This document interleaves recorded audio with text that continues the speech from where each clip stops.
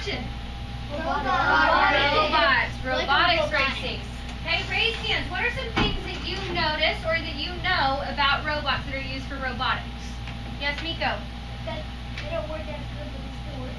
Okay, they do work, and some of them work better than others in there, right? Nikki? They move a lot. They do. They move a lot. Carter? You can program them with like a little USB port and plug it in. Okay, sorry, I didn't mean to cut you off. Keep going. You put a little USB port into it and you can Yes. Did you see them using a remote control? No. You saw that they were moving all on their own. Okay? It was awesome. Look. All right. Today we are going to be.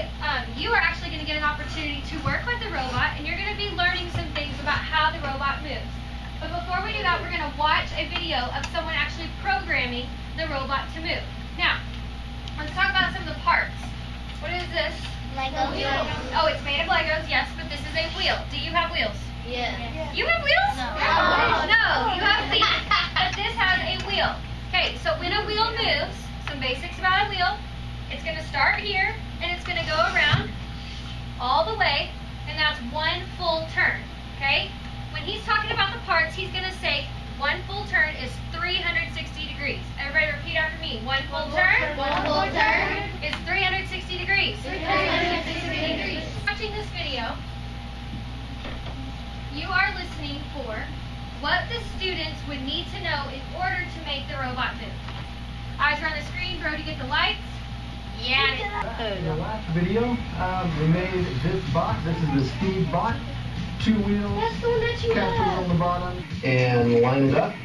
And each time I run this, I'm going to just make sure that the left wheel is inside of this circle lined up, because I want to make sure I run the program exactly the same every single time.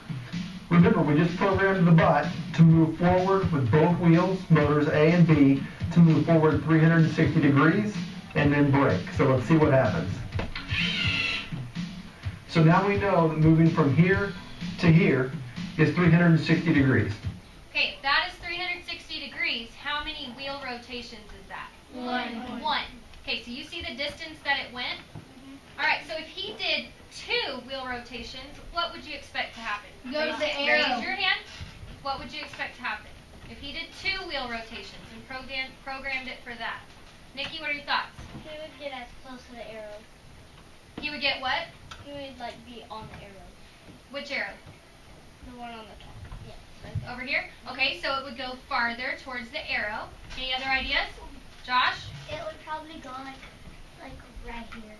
Okay, why do you say right there? Which is about where Nikki's talking about. Why would it go there? Because it didn't go that far because it went like that far and then plus that far and then that far. All right, so you're saying that you think the distances would be similar. So, Should we cut it? No. Wait, can we do it? We got one extra. How do you get one? Wait, already. What is that?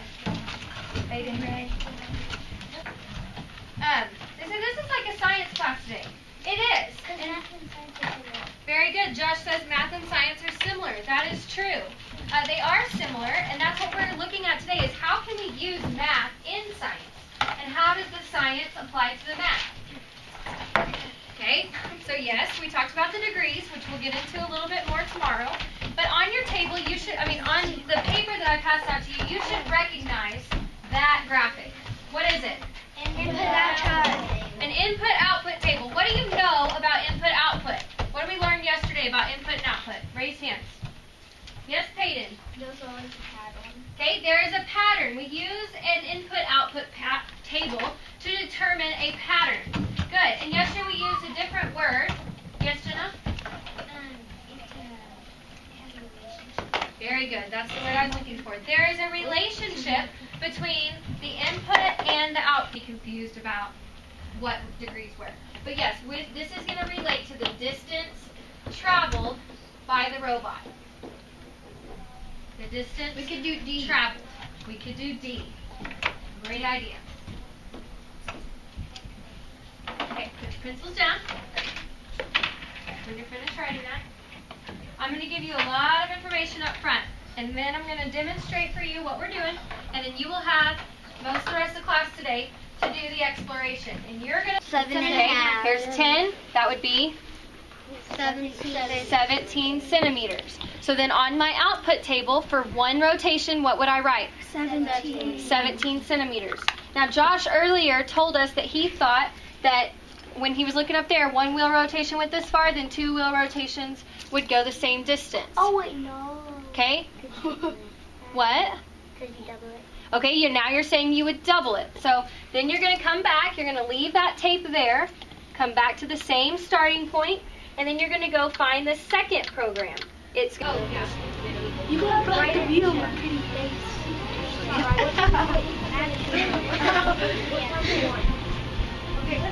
That's your 17. No, I'm checking 18.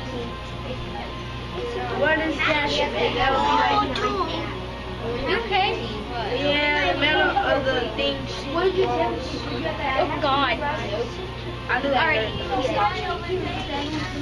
It's actually kind of like 69. Do you think I'll be okay? No, Do you think I'll be okay to it's supposed to be 71. Yeah, let's do 71. Do I think I'll be okay? 71? Yeah, 71. Oh, that's for the 5. Is it 500?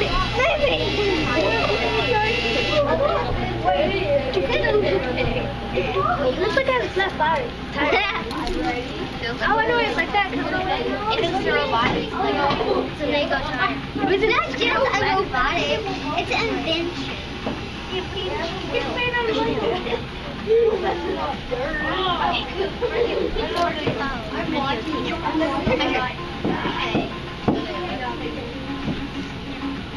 I'm watching.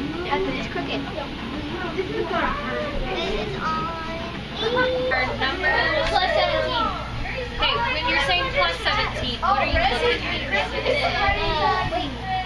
The output only. You're looking at how they're increasing each time, which that should be plus 17 because each time you're going the same distance, like the same wheel rotation distance, okay? But we're looking for the relationship between the input and the output. Remember, there's a relationship between the input and the output. There you go. You multiply by what? By 17.